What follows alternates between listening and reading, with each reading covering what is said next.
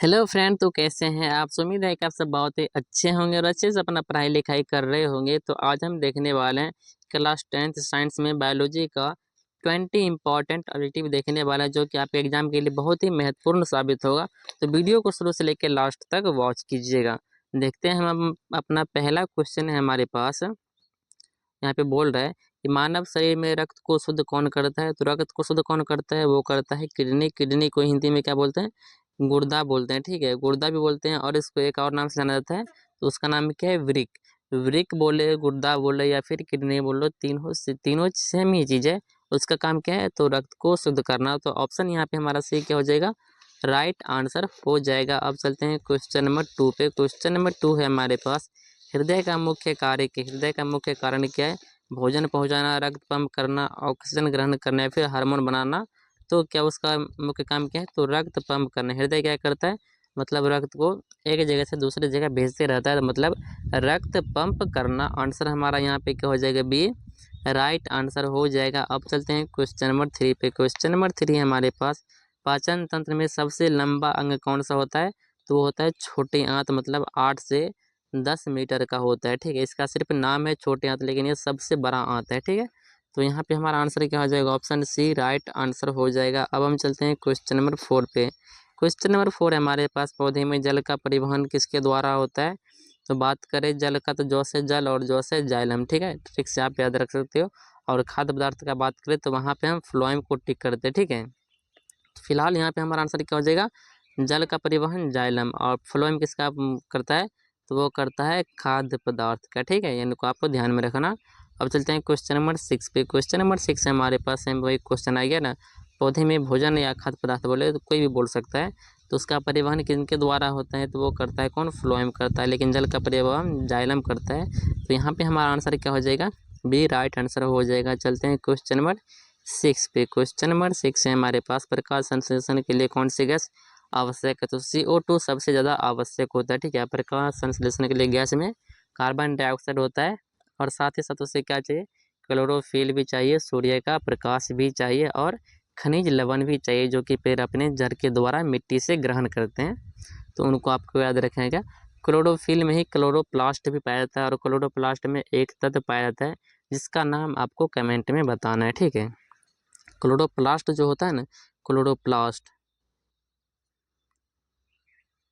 Chloroplast जो होता है उसमें एक तत्व होता है, उनका नाम आपको कमेंट में बताना है। ठीक है, देखते हैं आप कहाँ तक जानते हैं, तो उनका नाम आप कमेंट में बताना है। बाकी क्वेश्चन नंबर 7 है हमारे पास, मानव में श्वसन अंग कौन सा है। तो मानव में श्वसन अंग कौन सा है, तो वो है फेफड़ा, यानी कि ऑप्शन ए हमारा यहाँ पे क्या हो जाएगा, राइट आंसर हो जाएगा। ठीक है, अब चलते हैं किस पे, क्वेश्चन नंबर 8 पे।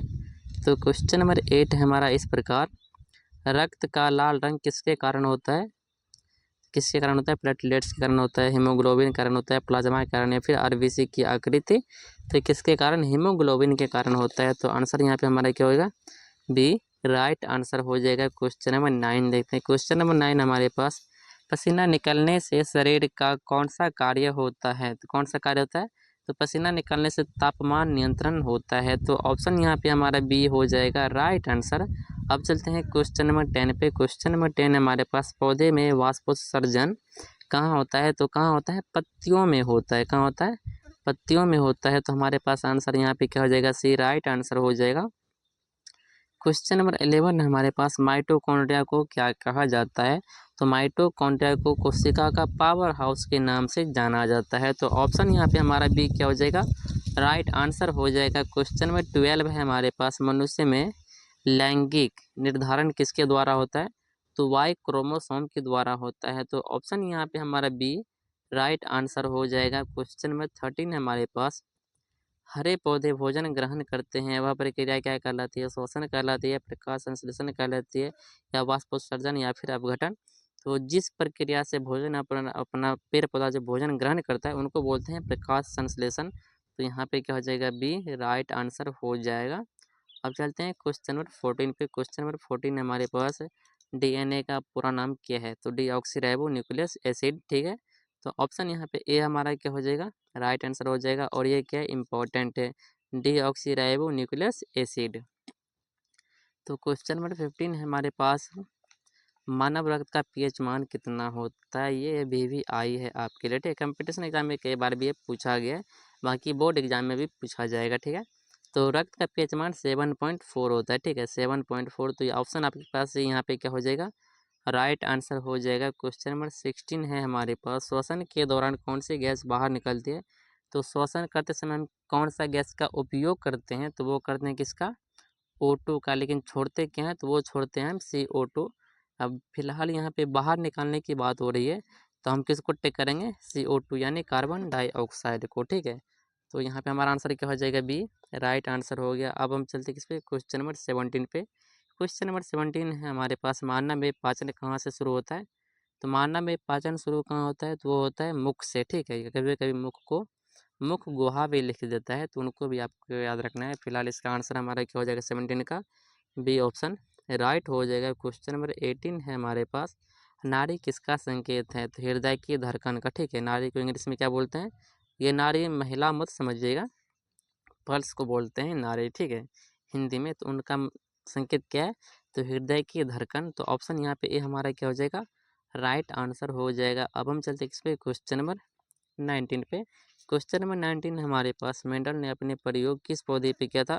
तो मटर के पौधे पे किया था। तो आंसर आपके पास क्या हो जाएगा, ऑप्शन ए राइट आंसर हो जाएगा, ठीक है। और ये क्या इंपॉर्टेंट है आपके लिए। क्वेश्चन नंबर 20 को देखते हैं। क्वेश्चन नंबर 20 क्या हमारा लास्ट क्वेश्चन है, और यहाँ पे बोल रहा है कि मानव शरीर में ऊर्जा कहाँ उत्पन्न होता है। तो वो होता है माइटोकॉन्ड्रिया में, ठीक है।